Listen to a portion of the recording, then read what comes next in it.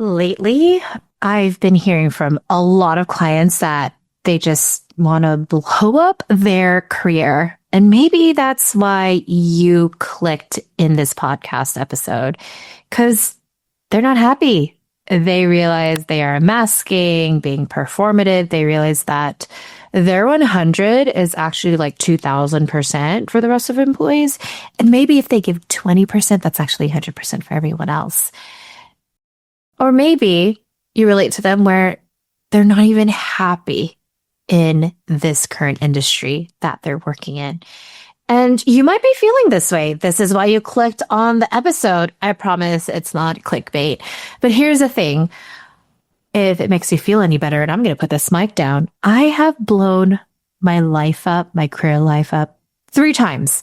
1, changed industry, working in political campaigns to nonprofit sector as a fundraiser. 2, decided to leave the nonprofit sector right after I got my master's degree because I thought I wanted to be an executive director and realized, you know what? I need to start my own business and podcast. That's what I was going to say. And 3rd, I even blew up my business because I realized I was making it more complicated. The complications and stress that I left working political campaigns, I actually brought into my business. And now I've made it more simple.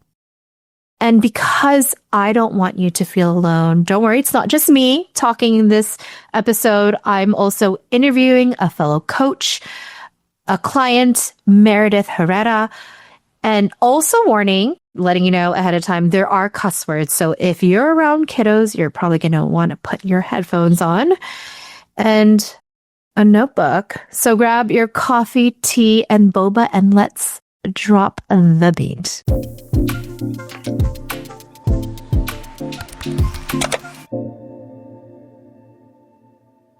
Hey, everyone. I feel like if you're watching this in video, we are wearing a beautiful neon red shirt. Well, dress. I don't know. Shirt, dress. What is it, Meredith? Definitely a shirt. Okay. And then I'm wearing, well, at first I was wearing a black cardigan and then I changed over to pink blazer because I was like, oh, this is not giving executive presence. Gotta rep the jewel tones. So we are here. I was offended, apparently.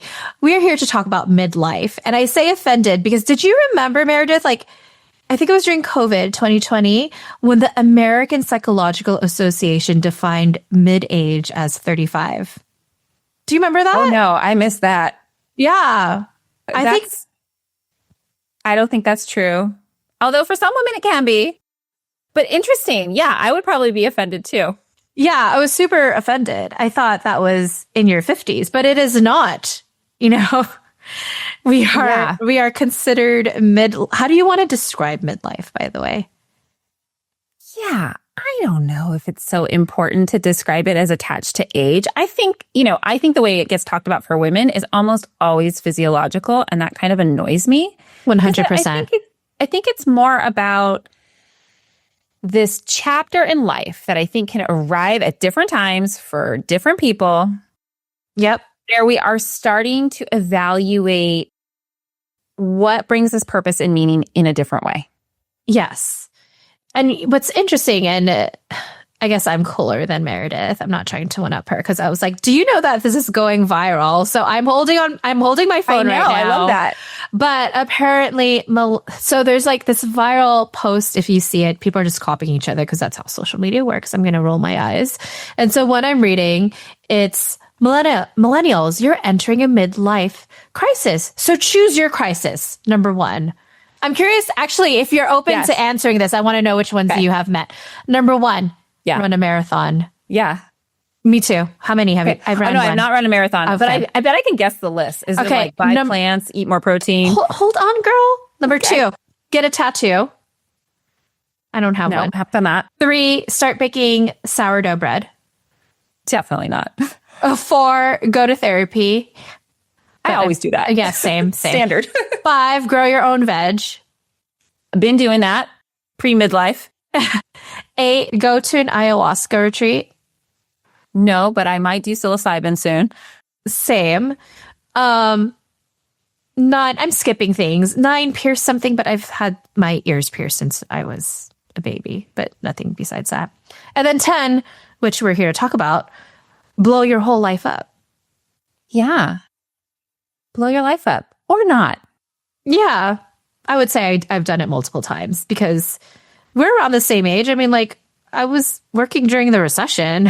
It was already blown up, unfortunately. Yeah, that's a good point too. Like sometimes we don't get to choose if our life blows up. No, there's external factors. So there, actually, let's talk about our love relationship and then we'll get straight into it because I'm sure all of you have clicked like, should you blow up your career in midlife or not?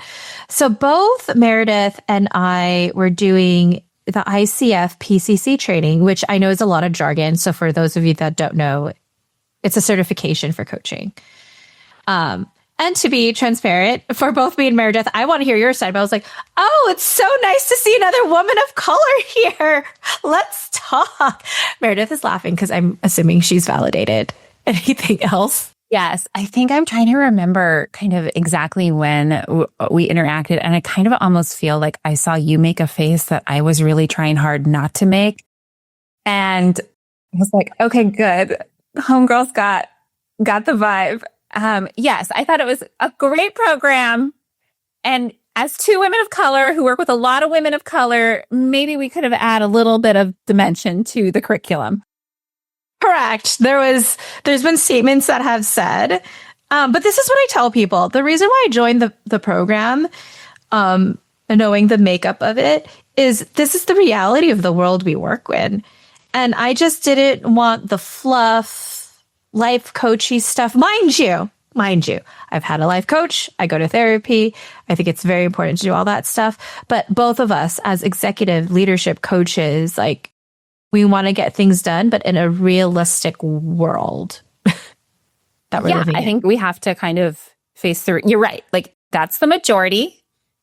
And we gotta, I think for the majority in power, I would say the majority just being in real. Power, For now, not the demographic majority. And I think if we want the minority to have more power, then people like you and me, I feel like it's vocational work at this point. Like my clients, I'm like, I want you to have more power. I'm sort of like nakedly talking about it that way these days because I want you to be able to change systems.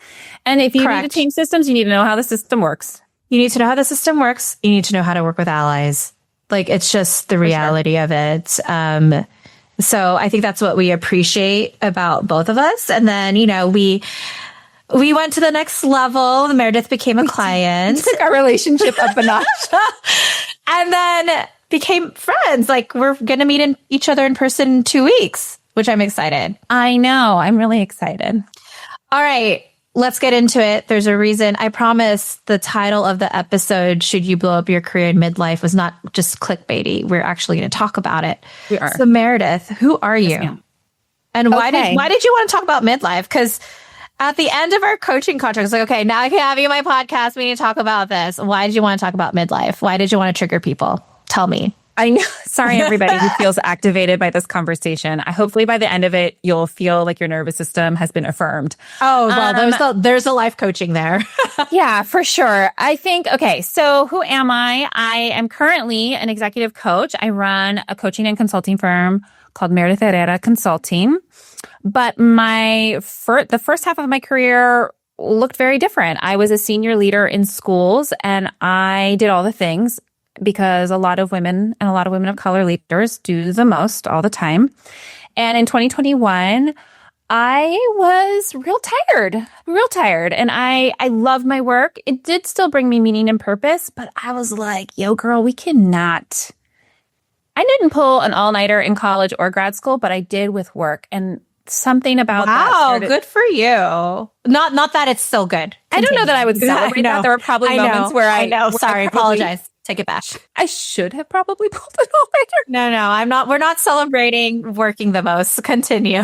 Yeah. So I paused, and all I wanted was a pause because I didn't feel like I could do any good thinking about my life and what I wanted while working these insane hours and good thinking. I wanted to be responsive, not reactive. And so I paused. And then I had a lot of former colleagues reach out to me to do supportive work in coaching and consulting capacities. And that over time just emerged into this business. And now that's what I do. I help mostly women and mostly women of color leaders navigate senior leadership, navigate transitions, figure out complexity, deal with people that are hard to deal with, all the things. Why I wanted to talk about midlife? It honestly, like I was having this sort of private journey over the last couple of years by myself. I sort of got, my business grew, more clients. Most of my clients are probably, I'd say 35 to early 50s. Like that's kind of like the sweet spot for me. Mm-hmm. And I can't tell, you might experience this too, Elaine. Like I am constantly talking about this. My clients are constantly asking, I love this piece, but I'm not sure I can do this anymore. Mm-hmm. I have the job that I've worked so hard to have. It's not what I thought it was going to be. And so it's just been coming up a lot. And so I decided to talk about it more because I don't think women's health, wellness gets enough attention. I mean, I think both of our experiences, and please correct me if I'm wrong, I would love your feedback as women of color. I grew up, I can only speak for myself, right? I'm the firstborn in this country. I grew up, work really hard, do all the things, do what people tell you to do. So there's the people pleasing, following straight A's, valedictorian, check, check, check, check. And then the moment for me was like, I graduated from my master's. I also worked in higher ed, which is why we get along too well together. I'm like, wait, I've been doing what everyone's telling me to do. What do I want? And I did it. I never knew what I wanted because I was just used to people telling me what to do. And then that was a whole journey that I had with my own therapist that we're not going to have with you, obviously, individually, for those of you listening. But I think it might just help for all of you to hear it from both of us. I mean, do you relate to that? I'm curious what you're sharing. 100%. You know, I'm Mexican American and I was socialized to be good. To be nice. Nice girl. So what is... Yeah, be good girl. So what does that mean, right? It means all the things you just said. It means don't make waves, achieve like a mofo. Do that because sometimes we're doing that culturally because that is necessary to move or elevate a station in life. And we don't think about the privilege of considering what we want. We think about what we need to do. And that's a big difference. And so I got to the same place where I was just, and I think as a woman of color working in predominantly white spaces, you're not just navigating like normal demands of leadership, which are a lot, but you're also navigating all the other stuff, the code switching, the heightened scrutiny, the ways in which you're watching maybe majority identifying colleagues get promoted and you're not. Like those kinds of dynamics are this additional labor on top of already a lot of labor. So, yeah. And I just want to emphasize what you just said earlier, the pause part, right? Back in, this is how we know we're all like 2021. Okay. We were born in the late 1900s, everybody. Yeah. Giving it away. Yeah. But the before times, Elaine, the before times. Before 1999, which is insane. Because I think like the last time I was overhearing from the New York mayor, the last time the Knicks were in the playoffs was 1999. Oh my Anyways, basketball is just relevant right now. Anyways, let's go back. The pause part. Yeah. Unfortunately, we were conditioned as women of color, as marginalized communities of, oh, you don't pause. You need to continue working, which means you are not listening to what you just said. What do you really want versus what do you need? Yeah. Let me tell you what my dad said to me when I finally told him that I was no longer going to be working in schools. Yes, my dad, the professor. So mind you, everybody who's listening, I am not, a reckless person because that's not how I was conditioned and that would not have flown in my house, right? And so I knew that I was considering leaving. I had some early conversations with my boss about this and we sort of agree on a time frame. And then the kind of organizations where I worked, when you're leaving a position at the level where I left, you typically are giving like a year's notice. They do a national search to find your replacement. So this is not like a 2-week thing. They had a year. I gave notice a year in advance. And so that was great in a lot of ways. It let the organization get used to my departure. I was able to sort of socialize to that. I was able to save money, etc. So then I had sort of built this financial runway to be able to not work, because what I really was clear about, I had a job since I was 13 years old. I needed to not work for a hot second. Okay, but I still have bills to pay. I have you've seen my dog, like he takes up a lot of energy. Like I have things that cost money in my life. I like expensive skincare products. So your skin looks great. Your skin looks great, by the way. Do a skin routine video later. Continue. Oh, we could do a lot about that. I have a lot of thoughts on that.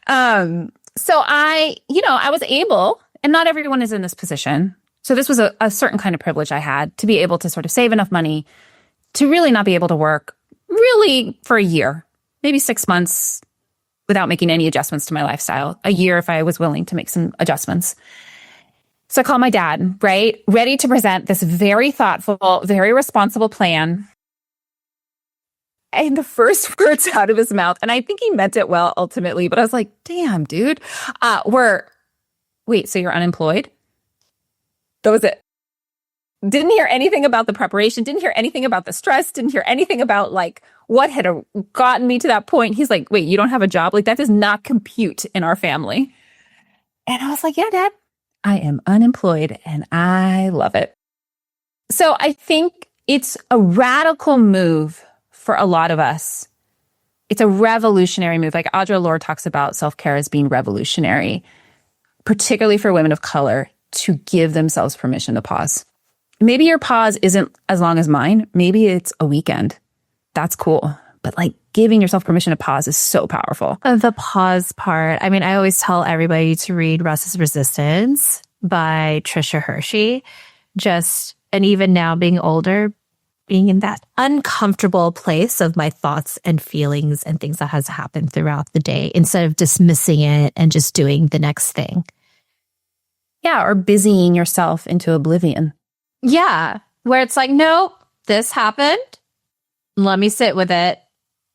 And sometimes there's no meaning to it. Sometimes just like, okay, like example. I'm going to give you the minor example.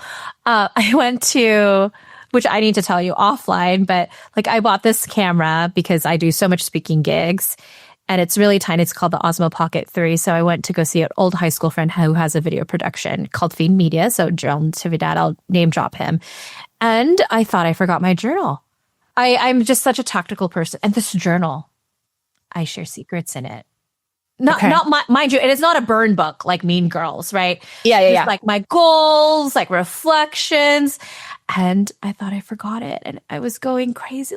I always do this my whole life. I always forget something. Like I lost a beanie in an airplane. I forgot my sunglasses at a restaurant that I need to go get from last month. Like I just always forget. And I had a very deep therapy session. I think I told you from my last session where I was just like crying, like ugly crying, but it was needed crying because I had this huge level of self-awareness and started to integrate and heal it. And then that was 2 weeks ago. This week, I'm like, I forget things. Why do I forget things? Oh, I think because I don't know how to be really present. I think about the next thing. I'm stressed about doing the next thing. Yeah. Why can't I just be present? So that was just like a huge thing. Mind you, that's like a small thing, but I've had it my whole life. So I'm like, okay, how can I integrate more presence? Okay, I'm going to make sure that when I eat, my phone or laptop's not here. I'm going to be alone with my thoughts and chomp on my food. Yeah. Good. That's good growth. So the pause part, even though it's minor, it could also be to what you were sharing earlier, right? You were burnt out. So I'm curious, in that 1 year, where you had the break, how was that life-changing for you? For people that's like, I wish I could have a break. And mind you, Meredith did say it doesn't have to be a year. It could be a weekend. But why was that 1 year was helpful? 2 hours. Like, I think there's lots of ways to build in spaciousness because I don't think everyone has the capacity to, that I did at that time to take that much time off. Well, to be honest, it wasn't a year because people started bothering me. But here's what I will say. The first month, I did nothing. There was so And how much. was that? It was both liberating and disorienting and wonderful and terrifying all at once. And here's what I mean. And I actually had a call with a woman today who used to run this really fancy school, and she left about a year and a half ago, and she was sharing with me what I think a lot of us who've taken a pause can relate to. It took me a good maybe 6 months to kind of break out of this. There's real trauma sometimes that we have to process after we leave these roles. And 100%. she was talking about the sort of reflexive responses we've conditioned ourselves to, like check our email and make sure we're responding to everything. The sense of urgency. It took my body a good couple of months to just decompress from constantly running at a high octane sense of urgency, and to relax the hyper-developed sense of responsibility that I think so many women leaders, and particularly women of color leaders, that we're just so, like, we are so used to being perfect and often very intolerant of, not being perfect, like giving something a B- level effort. That's just anathema to a lot of our conditioning, right? So I think, so I was able to really rest, but part of that rest was difficult because, to your point, I had to wrestle with what came in. When we don't busy ourselves constantly, guess what? Some stuff's going to slap you upside the head existentially. Like, whoa, where am I in my life? Is this what I want to be doing? Doubts. Did I make the right decision? Because it's a you're pivoting. I was pivoting into a place of uncertainty. But along with that comes insight. And that insight becomes really powerful. And it's so fascinating to me that in that journey, the people that show up in your life to provide wisdom, support, guidance, it's just like the clouds part for the first time in a while. And at first you're not sure if you still need to like walk around with your umbrella and raincoat.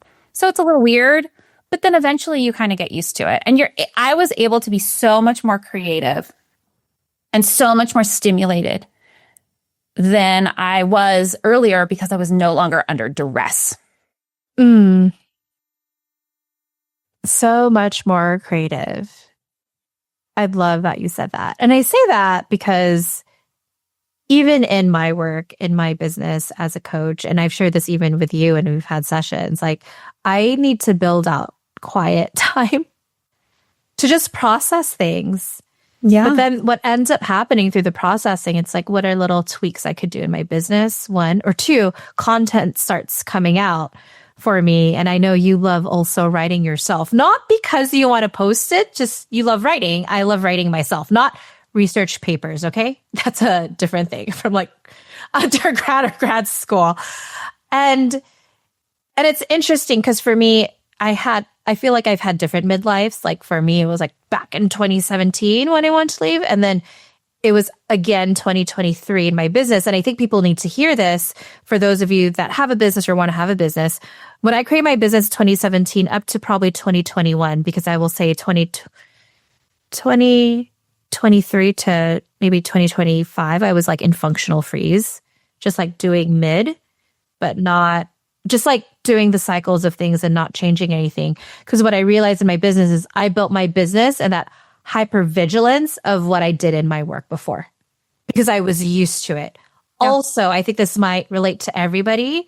I was comfortable in the chaos because I grew up in chaos and I had to do so much unlearning and healing of the calm and the boring. Like Totally. That boring could be actually really good. And so I was having a conversation with my friend Jarrell, who also has his own business that does the videography. I'm like, he's like, so what do you think has helped you grow in your business? I was like, I've made my business boring. It's like, so you don't like it? I'm like, no, I love it. It's just, I realized I made my business so complicated in the beginning.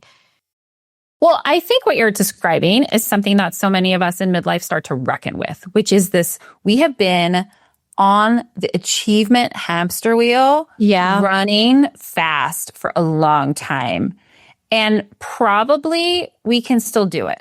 That's the thing that I love about my clients because they are so badass. I'm like, you can still do that for the next 20, 30 years of your life or your working life. You can. But what's different, I think, about midlife is we start asking ourselves a slightly different question. Do I want to? Do I actually want to? And that's really different. Can you? Of course. Like, if you wanted to kind of continue to operate at that level of frenzy and chaos, you could. But you're making some conscious choices to sort of introduce a different set of norms for how you work. So I think our like relationship to work changes in midlife. Or even like our identity, what life is, what's important to us. Because for sure. Yeah, and then you start seeing people you love pass away, even people around your age, whether they're first degree of separation or second. So you've shared with me, right? Midlife has terrible PR. What's the reframe you wish more? Yeah. I do think midlife has bad PR. Yeah. Actually, I always joke around. I'm like, you know what? I love being older because in your 20s, it's so easy masking things. So easy. And you have so much energy to just do everything. And then as you get older, as a woman, your hormones shift and change. But honestly, I love this, like, I don't give a fuck BS hormone that's happening. Yeah. I mean, I think that's the reframe in part. Reframe is not, the reframe is that midlife is not some crisis. It is an appropriate stage of development. Okay, so I am like such a little nerdball about this, but this is a lot of what I studied in graduate school is sort of counseling and developmental psychology. So, right, when we think of human development, we think of like babies. Do they roll over at the same, at the right time, walk, talk? Maybe we think of adolescence, like in terms of puberty. Okay, well, development doesn't stop. As long as we're alive, there are certain developmental milestones that we go through. And one of the least talked about is midlife. And usually when it's talked about, it's like, for men, I think it sort of gets framed as this like crisis where they, buy a Corvette and like leave their whole lives and act irresponsibly. For women, it's usually about hormonal stereotypes, which I find really frustrating. And I find the like discourse on social media about it like really annoying because it's always kind of like how you started. It's like walk 10,000 steps, eat more protein. Yeah. Basically a list of demands is what's given to us in midlife. And it's so like the opposite of what is appropriate developmentally. So it's basically, I think, this normal developmental moment where we start to realize, okay, a lot of my life I've been focused on advancement or proving myself or achievement or getting the job or getting the title or getting the house or the relationship. And now, because a lot of those things are kind of humming along or running, or we've established ourselves by sort of traditional metrics, there's a shift that happens for a lot of us where we start asking ourselves different questions that are more about alignment and meaning and purpose. And, so if you're asking yourself, if you're in that moment where you're asking yourself, you're waking up at 2:00 in the morning asking yourself these kinds of questions, it doesn't mean you need to like buy a winery in Tuscany, but before you go to like solving all the problems, I think it's important to just know like those questions are so normal and really healthy to be asking. So that's how I would reframe midlife. Yeah, I think a lot of you would relate, but when one of my clients shared this, who's in midlife, was like, I'm just done portraying myself. And then I've used that same line to other clients who have shared this conversation, which is a lot of people because we work with similar clients. Yeah. They're like, oh, those words. Exactly it. You used the magic word earlier, I think. Like a lot of what we know from the research tells us midlife is like we slough off the stuff that no longer fits. That can be jobs, that can be relationships, that can just be not speaking up for ourselves, that could be not taking care of ourselves. And so like integration and sort of like almost like this distillation of what really matters, where who you are and what you believe and what you do start to become more aligned. Like that to me is like the magic of midlife. Like that's like the dope part. And part of that means, to your point, like you'll give 0.0 about other things that at 25 you cared about, but now at, 45 or 50, you're like, I don't give a you know what? Can I curse? Can we Yes, curse? I just was dropping F-bombs earlier. Okay, well, then I don't give a fuck. I mean, to your point, it's like giving your 100% earlier, but I've even shared with my clients, like, figure out what your enough is. Because the reality is your 20% is probably 100% to everybody else at this job. Totally. You don't need to be doing 100 in every aspect of your life. Mind you, like if there's like a family crisis or a parent needs you, like maybe your work's going to go like down 20% and you need to focus more on your parents. Like work-life balance is a lie. I just think it's like a game. Sorry, I'm using a game. It's like, what's a priority right now? It's just like lovers. Yeah, it's just exactly. Lovers. I thought you said lovers. I was like, lovers. Yes. Levers. Let me Sorry, everybody. Okay. So people listening right now, Yeah. and you and I have heard this from our own clients. I think I just need to blow up everything and start over. What is actually underneath that impulse? And how do you help them discern, what's real versus a reaction and how to make sure they truly align to what's important to them? Yeah. It's such an important question. I mean, and I'll be honest, like sometimes you do need to blow things up, but most of the time it's not really a question of like, should I quit my job? Should I leave my marriage? It's more, the question underneath the question is, can I keep living life the way I've been living it? Like, can I keep doing this way? And if I don't want to do it this way, what is the way? And that could be in a relationship. That could be with work. That could be with your relationship to your children. It could be all kinds of things, your in-laws. So I think, and why is that the case? Because we usually are living in a life that we built 10, 15 years ago. Career, goals, etc. And a lot of us have been so busy, we haven't kind of evaluated or updated that stuff in a while. And I think we tend to, so what would I tell someone? I would say sometimes the answer is a major change. More often, it's something smaller. It's maybe a boundary that you have been meaning to set that you haven't been setting. Maybe it's a new role. Maybe it's reintroducing a hobby or exercise into your life and really treating that as like sacrosanct time. It's not always changing everything 180 degrees different. And then in terms of like, well, how do you know? Like, okay, Meredith, but like, how do I know? This is what I used to say with parents when I was working with children in crisis. I'd say duration and severity. We don't want to like make permanent life changes based on temporary feelings. Like probably not the best move. Okay. So we're going to to your point, we're going to pause and we're going to sit with this discomfort. And if it persists, and you try the new role and it persists, that's when we might need to like examine if something more significant is required. Because I've seen everything, I have friends who have blown up their lives and it's worked out great. And I have friends who've impulsively blown up their lives and it's worked out terribly. And I've had friends who've made minor adjustments and it's worked out fine. And other friends who've made minor adjustments and it wasn't enough. So I think it's really just allowing yourself, giving yourself permission to be in sort of like almost like an anthropologist in your own life. Like, let me be a scientist right now and like sit with this and look at the trends over time.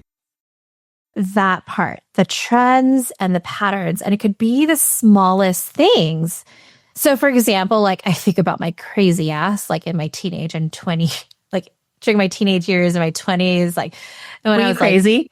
Oh, 100%. Thank you to my therapist. I would like to share to all my high school and college friends. I acknowledge I was crazy and I apologize. But I think about all the moments where I responded with reactivity and emotion and it did not work well. And those are minor conversations, right? Versus like maybe a big thing about, this work. Like you could just see patterns of what is happening, which is very important to what you were saying, Meredith. Let me be a scientist. Okay. Next time my narcissist boss comes up to me, let me try this. Let me try saying to him why my idea would work by taking out the word me, because narcissists don't like the word me. I don't like that. And let them know how it would benefit them.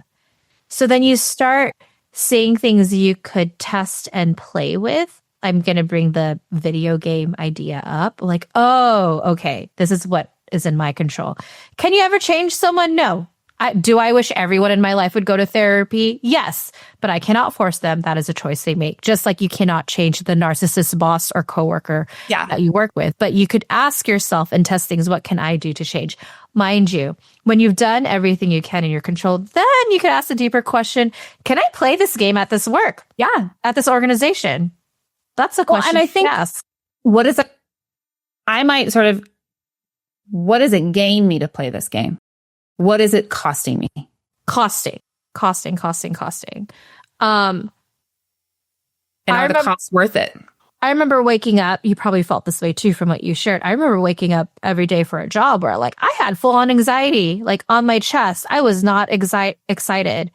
I felt I was going to get yelled at. There was going to be a mistake that was going to happen. It was just not helpful for my mental health.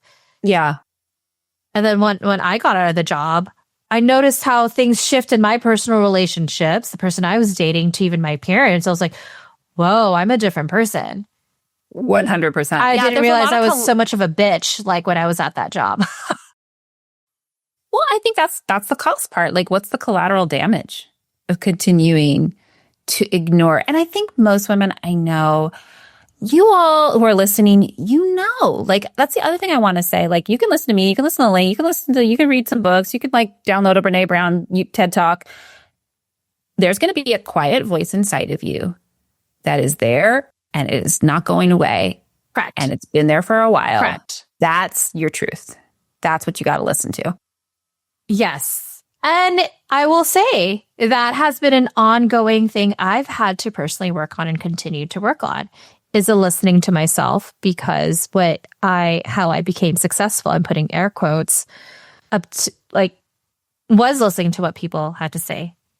But then in my chest, like, oh, this doesn't feel good. Like, even family dynamics as the oldest daughter, like going to every single family gathering, even a small one, where I'm like, this is way too much. And now I have boundaries with my family and they still love me, even though I don't go to everything. It's kind of like, I sometimes think it's like when you have been out of shape for a while and you go back to the gym, like the first 2 weeks suck, but then you sort of find the rhythm and you find a groove. So the first time you set that boundary or you make that different choice or you don't answer your narcissist boss email at night and you show up with these, for me, they're micro moments of bravery. Yes. I think sometimes we put so much pressure on ourselves to be so courageous all the time. Like, nobody's got time for that. Like micro moments of courage and bravery where you can start to like throw a thing against the wall and realize, okay, that was maybe a little uncomfortable, but the sky didn't fall. Like, I'm cool. Everything's okay. People still love me. I didn't get fired. And I think those experiments build confidence and clarity over time. Micro changes. So one thing I forgot to mention in the beginning, what Meredith and I have in common is our shared love with Muay Thai, like kickboxing. And so even in our coaching sessions that I've had with Meredith and we talked about small tweaks, I'm like, oh, like when your hand is down, someone's going to hit you, but you should have your hand up. Like I started using Muay Thai sports analogies, and I'm sharing this with all of you because you could see life exactly like that. Like or pickleball is a huge sport that everybody loves. I have not gotten into it yet. Notice I said yet. Who knows? It may change. But it's like small little adjustments, tiny little things that you're doing. Well, I think one of the things you and I were talking about beforehand, before we started recording, is sort of how someone can tell, because a lot of times these conversations are coming to me from women who at least use language, burnout language. Like, okay, I'm, like, what's the difference between I'm burned out and like, oh, I just need something different. Like I've just outgrown, like these shoes are too small now. And I think that, first of all, I want to say like sometimes it's both. For me, it was kind of both. I was both burned out and I needed something more stimulating and interesting to do professionally.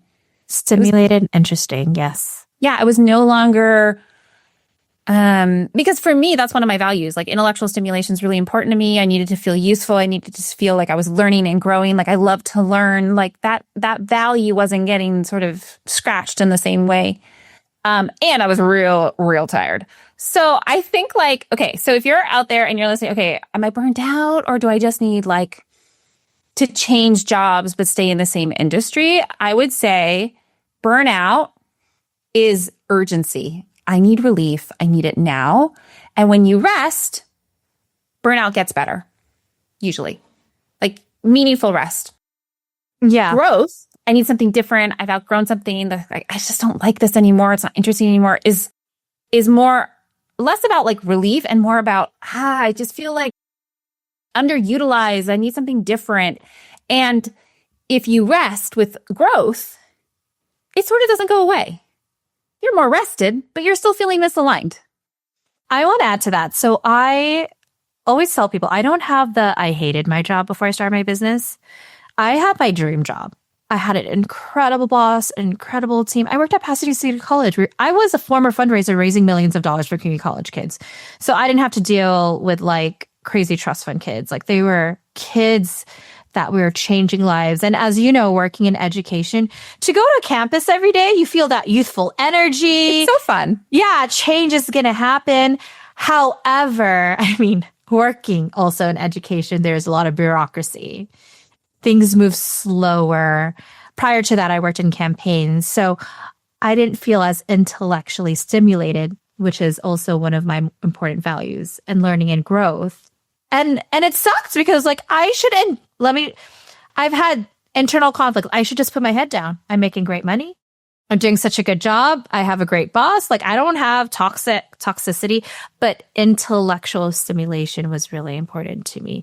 So to what Meredith and I were talking about, trying something, I was like, let me just try coaching on the side. So I did. I tried it.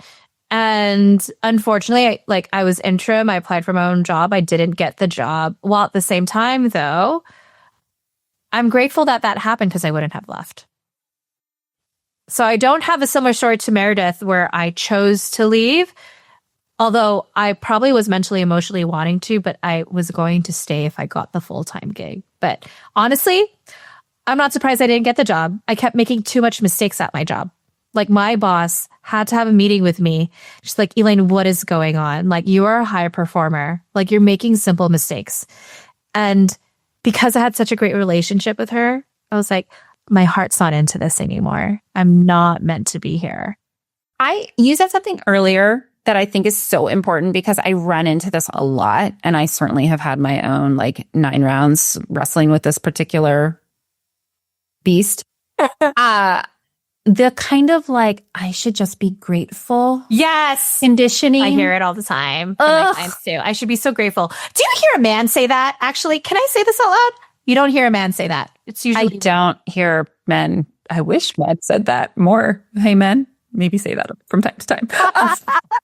No, the kind of like, I have like, aren't I so lucky that I have this job? And, and I think it comes like, we could have a whole other podcast on like where that comes from, and why, and the cultural conditioning, the psychological predispositions, women, whatever.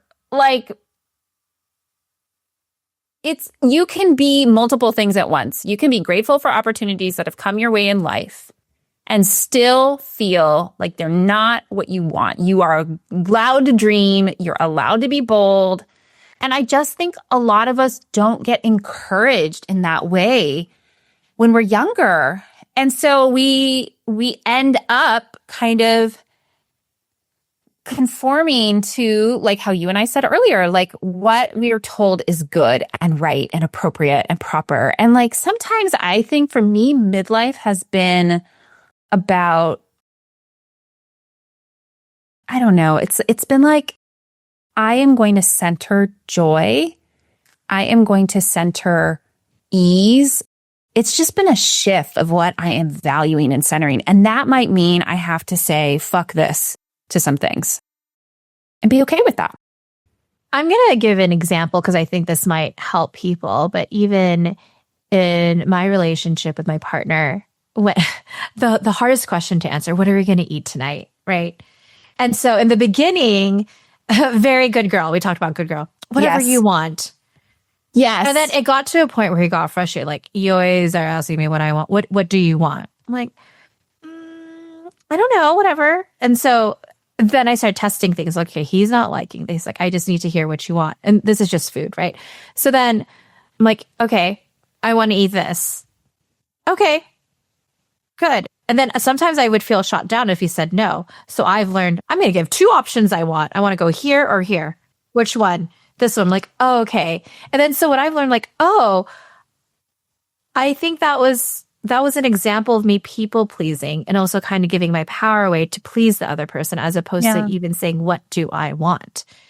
Yeah. That's like a really minor thing. Yeah. But it's like, how has it shown up in other things? And even in my own business recently, I'm like, I have this feeling I need to increase prices. I'm like, nope, I need to increase it. It's going to happen. So giving that space and time to reflect on these things, to what you were saying, patterns. The question I ask my clients a lot, and I ask myself this regularly because this is an area of challenge. Like, this is sort of one of those perennial areas of challenge for me. I grew up, I went to 12 years of Catholic school. Being good was like real emphasized. But the question I ask is, if no one were disappointed, what would you want? Say that question again, just in case people need to hear it again. Go ahead. If no one were disappointed, if we could create a universe where no one was going to be disappointed in you or your decision, what would you do? What would you want? Let's start there. Lunch. You asked me, but you want lunch. Fair. Yeah. Let's get you some lunch. It is lunchtime as it's 12:04 Pacific right now as we're recording it. Yeah. And the other question I also liked, because sometimes I watch, I mean, as a coach, you know that there are sometimes moments where you look at your client's behavior and you're like, why do you do that? And one of the things that I see is the ways in which women of color gaslight themselves a lot. And so I will often ask them, I'm like, what are you pretending to not know that you know? What is real? Like, well, let's start telling ourselves the truth. Or even knowing they are. Like, I was working with an executive who's in HR, very like 20 to 30 years, right? Yeah. And talks about gaslighting. And when he was sharing a specific example, I'm like, you're being gaslit. Shit, I am. And I talk about this all the time. So it's interesting because even though we could be experts, like, okay, because we start second guessing each other. I should be grateful. Oh no, that's just how he is. But then the question too, it's like, what are you doing to enable certain behaviors, whether it's from yourself or to other people as well? And I always come back to that. What's it costing me? Yeah. What is it? So talking about costing you, and we talked about this earlier, for a woman of color, they've spent years, decades code switching, over-delivering, navigating spaces that weren't built for them. How does that cumulative weight show up differently when it hits this developmental crossroads? Oh, gosh. Well, I'll give an anecdote. And obviously, this is not representative of everyone, but I think it is representative of a good chunk of us. So I was on a leadership panel a couple of months ago, and it was for women leaders in California private schools. And I was the only person on the panel who was no longer in a school. And the rest of the women were all heads of schools, and they were all women of color. And we were assigned, which questions we were going to answer. And the question that this was not one of the ones that I was assigned to answer, was basically like, what are the trade-offs or sacrifices you've had to make to be in this role? And these are all very like highly accomplished women. Okay. So then I was one of those like, get your face, Meredith, like moments for me, because it's not that I was surprised, but from left to right, this is what it sounded. The first woman, a Black woman. Well, 5 years ago, I had ovarian cancer and had to have a full hysterectomy, went on a medical leave of absence. The next woman, I'm currently dealing with some pretty major health things, some just autoimmune stuff and I had to take a break from schools. The next woman, all illnesses, straight down the line. And I'm listening, thinking, oh my God, like how awful. So, what is one of the consequences? I do believe that, of course, there's going to be an emotional and mental health toll that continuing to perform in a way that no longer fits your life, fits your goals, fits your values. But there are real physiological consequences to stress. And most of the women I'm working with who are questioning if they should like blow up their life, their cortisol levels, if I had to like actually do like some blood testing, are ridiculously high. And so I think it's like, you asked me at the start of this conversation, like why I wanted to talk about this, because, we're joking around a lot and we're being playful. And I think it is something that we should be playful about, but it's got real serious consequences. If we continue to sort of privilege everyone and everything else before ourselves, that's not gonna end well for us. That part where we privilege everyone else besides ourselves. So I am going to validate, this is how we're in higher education, validate that story with the research and data. So are you familiar with Dr. Gabor Mate, by the way? Yeah. So he's a Hungarian Jew. He survived the Holocaust. I think he was like 2 months old when the Holocaust happened. And he's a real doctor. I say real doctor because we're both in higher ed, but like medical doctor from Canada. And he was sharing that with autoimmune diseases, as well as like any diseases, whether it's physical, mental, or emotional, there are higher stats with women versus men. And that's because of how society has taught women to hold more, to comply, to hold more emotional labor. To suffer more. Yeah. And not put themselves first, because you put themselves first, then it's like boo-boo, but then it shows up in our bodies. So you could research it, use Google, use AI, that there is higher percentages of women in autoimmune diseases versus men. And also fun fact that he shared, a straight male, he shared this. Men in general who are married live longer when they're married to someone, to a partner, right? Yes. Married women not. Single women actually live longer. Single women, Golden Girl style is like the lifestyle all should strive for. Yeah, for sure. Look up the stats. I am not trying to encourage not being married. What both Meredith, if you believe in that, and not saying I don't, I do. Yeah. But what I'm trying to encourage, or what we're hoping our intention is, like, when you put yourself first, you don't have to be sick and go through all these things. Yeah. It does blow up. Like, and I'm not saying blow up in terms of your personal life, but it will blow up in your body, unfortunately. There's so much research and data. You were going to share something. I saw you. Well, I'm listening and I'm kind of thinking about, if I'm a woman listening to this and I'm sort of like at the crossroads, like what would I need immediately? And I would say, you need people who've gone through this who you can talk to. Yes. And I would say I did that. What I did. Same. What I did was I went through my little Rolodex. If you don't know what a Rolodex... wait, we're talking about midlife. You should all know what a Rolodex is. Everyone Address listening, book. Please. If email Elaine, if you don't know what a Rolodex is, she'll send you a picture. No, don't email it to me. Fax it to me. Even better. Rolodex contact. And what I did, and I had to be honest with myself, I went through my contact list. Who are people that I respect that have aligned their lives to what feels good for them? Yeah, I love that. And not necessarily the like CEO corner office, but like they could be an art teacher, but that they're fucking happy. Like, and we all know who's like truly happy in their lives, and just interview them. Be a scientist, like what you said earlier. And guess what? You're like, oh, I don't want to waste their time. People love talking about themselves. And the unfortunate thing about this decade, the 2020s, because of COVID, is that we're so virtual. We think, I'm just going to deal with it myself, be a superhero, be a superwoman. We are human beings. Like, our ancestors survived and thrived living in a village. Yeah. And I think you'll know, you'll see who, when I was starting my business, I know nothing about, I don't have a business background. Like, I probably, if you had to draw up the opposite of a business background, that's what I have. And the people who stepped up for me were mostly women of color, some men for sure.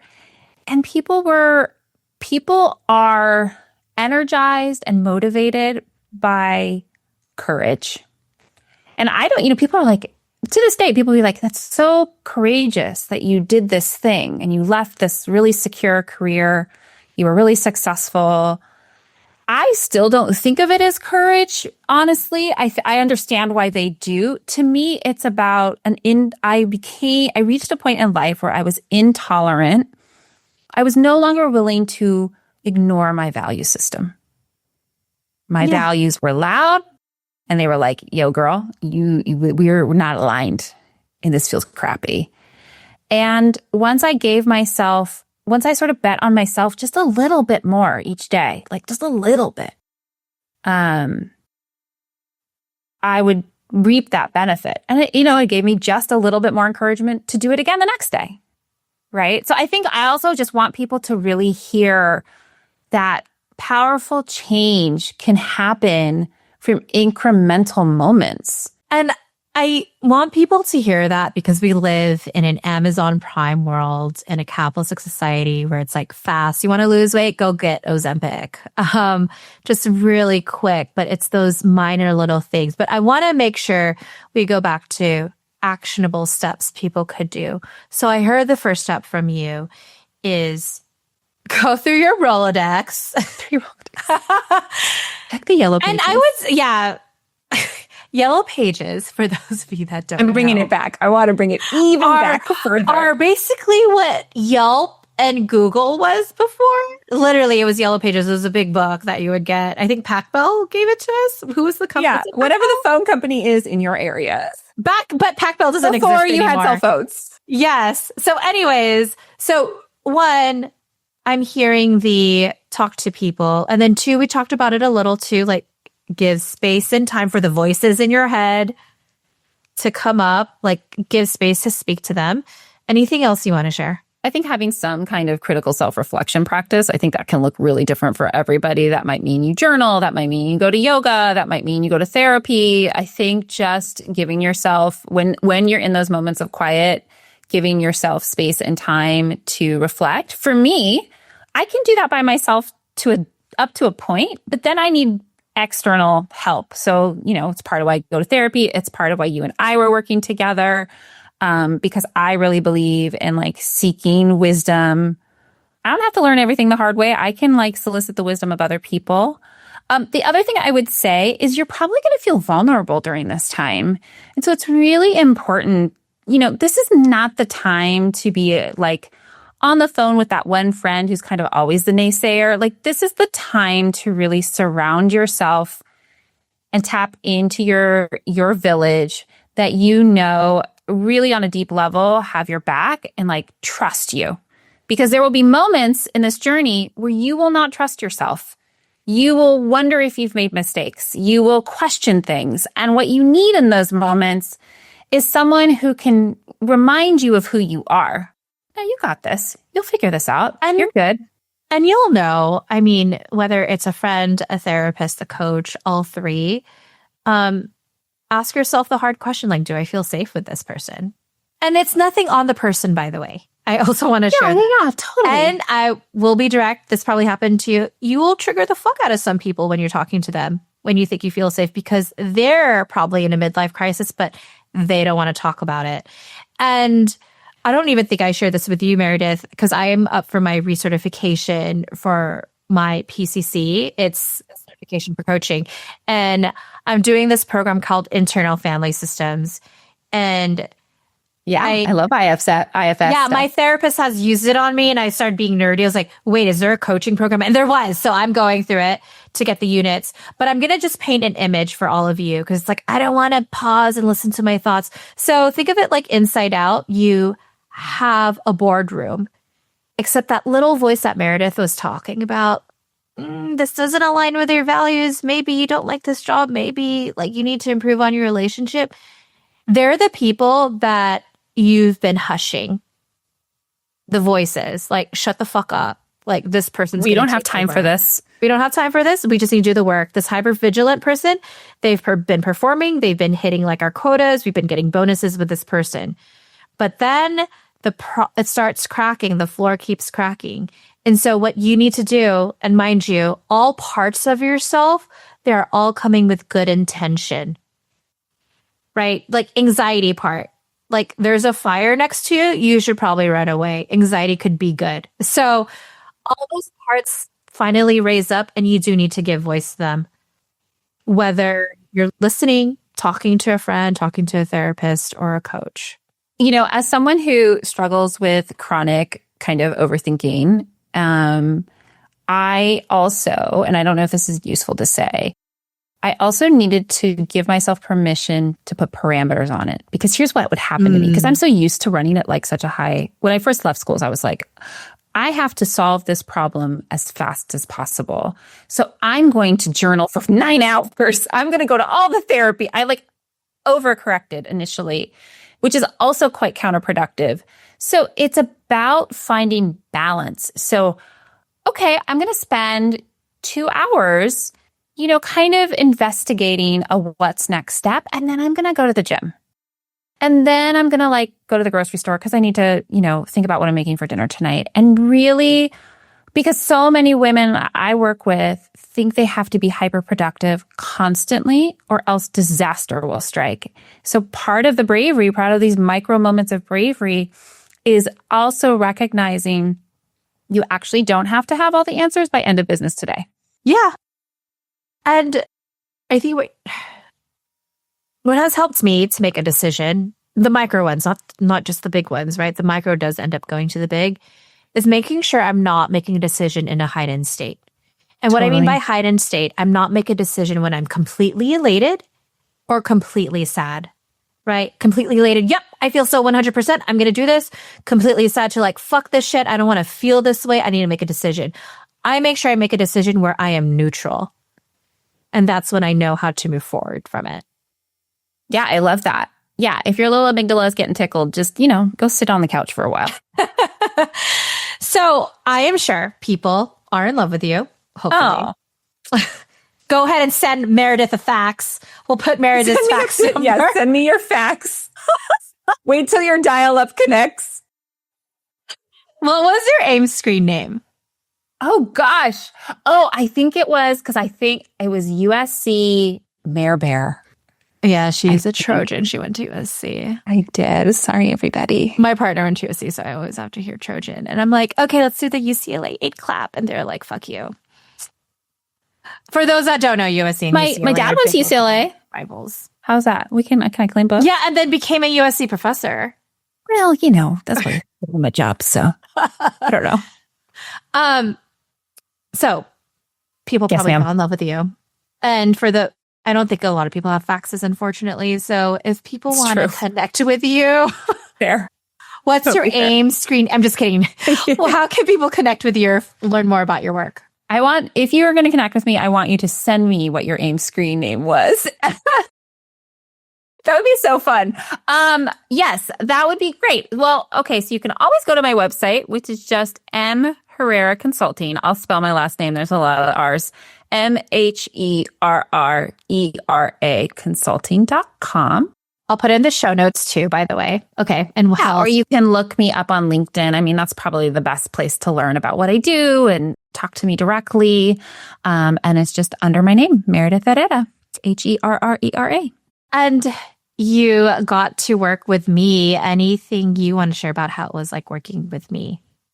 Oh, wait, before that, I should share my AIM screen name. I apologize, everybody. Yeah. What was yours? Mine was, okay, you're going to all think I have a dirty mind. I thought it was cute. I'm just going to give context, okay? I thought it was 1, cute. 2, I was born December 1st. Okay, so I wanted to do a winter theme. Oh no, I'm so scared. My screen name was Snowy Lollipops. I promise I did not have a dirty mind then. Different now. Wow. I know. So I had to give context, okay? It was cute. Don't you think it's cute? It is cute. When you frame it, yes. When you think about that time in life, and where we were and how old we were, yes. Yeah, teenagers. Like, I just wasn't thinking that. But now, reflecting back, no. Okay, so how was it working with Snowy Lollipops? Snowy Lollipops was great, everybody. It's so funny. I'm going to see you in a couple of weeks, and I'm going to try really hard not to say that out loud in front of other people. Yeah, it was great. I mean, because, okay, so I think I need to give people context. So like part of the work that I'm doing with Elaine is sort of learning to sort of trying to pivot in some different directions with my business, trying to amplify my business in a different way. And again, I don't have a lot of that context and background. So I go to what I think is so helpful. I try to practice what I preach, which is solicit the perspective and wisdom of people who navigate this all the time, help others navigate it. So it's been great because I think when you enter new spaces, whether professionally or personally, you kind of don't know what you don't know. And so having guidance and partnership in that journey is like so important. And then we laugh. And you and I think it's also, I say this to my prospective clients, like coaches, to me, like therapists, coaches, they're like shoes. Some are going to fit better than others. So I also wanted to work with someone who has like we have some cultural overlap, I would say, and some like a shared sort of philosophy. And I also can't work with like humorless old white men. Sorry, is that okay to say? I want to laugh and find joy and learn. And I want those all to be in the same 50-minute coaching block. And it is. And it's great. Well, how would you describe my coaching style to anyone that might be interested in working with me and the results you've gotten? I think you provide a lot of space for people to think out loud. But then those sort of really good strategic questions you ask help me, at least, hear myself more clearly, like define things for myself more clearly, you know? I'm laughing because, like, Meredith, I'm just using your words right now when I ask a question. Take that on, put that on your website. What do you want? You want to, I got you, girl. Yeah, I think that's what it's like. You're deeply supported. You ask really good questions that push my thinking in a different direction, and you're good at tracking, what I might have said 3 minutes earlier. And you're like, no, girl, we're not going to skip over that. I know you think we were going to skip over that, but we're going to go back to that. And it's usually right on point. So it's great. It's thought partnership. It's encouragement. It's accountability partnership. Like, hey, did you do the thing that you said you wanted to do in the week that you had to do it? And I'm like, sometimes yes, sometimes no. So that's what I would say. I know you still haven't gone in the green suit yet. I have tried. In my defense, I have tried, and every time it's sold out in my size. I'm also a stylist. I'm kidding. No, it's just like we do talk about that. And I think it's important because I mostly dress in athleisure, so I do need to up my game a little bit. So to close out this episode, what is one thing you want to, because, we're humans. We were talking about enough. We can't possibly hold everything together when we have serious conversations like this. But what's one thing you hope people get from this episode? I think one thing I would say is if you find yourself wrestling with some of these existential questions, and that the fact that you're asking those questions feels scary to you, I want you to hear that it's really normal. And you're not alone. I mean, Elaine and I meet with clients all the time who ask themselves these questions a lot. It's a really normal part of this phase of life. And there are answers to those questions, or it may be just a moment where you're asking those questions. So I think that's what I would want them to know, is that it's normal to be thinking about these things. It's normal to when you're driving to work, like, what am I doing? Do I want to keep doing this? Like, it's normal to ask those questions. They can sound dramatic on the surface, but that's okay. It's normal. And you're not the only one asking them. That's what I would want them to know. And I'm just going to add that analogy. I am glad we're at your boardroom and you're giving space for these people to finally speak, to be listened to, rather than shutting them down. So, Meredith. Maybe that's the last takeaway, is like, you deserve to give yourself permission to redefine your life. You're the author of your life. Nobody else is in the driver's seat. You get to decide at every stage of life what life gets to look like. And it's okay to have that desire. And I think a huge thing, unfortunately, as a woman of color, well, I guess I can only speak for myself, where it's like, I want someone to tell me what to do, right? Mm-hmm. But the reality is different points of your life, the only person that knows is you. So mind you, Meredith and I, right, we're coaches, but even if we give suggestions, we'll always ask, how does that land for you? Does this align for you or not? But you need to ask yourself that question yourself. So when you have conversations with people, even we're working with a therapist or a coach, like I was yelling at my coach, like, I didn't listen to what you said because this, and this. But yes, I'm spending money. I was like, but there's a reason why. Like, it's learning how to trust your own voice. That's the work. Yeah. That's part of the work. Meredith, thank you for this conversation. You're so welcome. Thank you for having me. It's such a treat to be able to talk about this stuff with you. Yeah, and you'll see snowy lollipops in a couple Snowy weeks. lollipops, here she comes.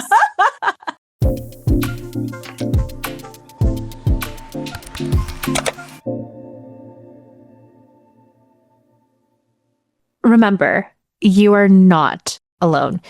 Reach out to people that you realize, you know what? They look happy. They were able to reinvent their life. And when you talk to them, be a researcher, ask them questions. Hey, what made you decide to make this transition? How do you feel now compared to before?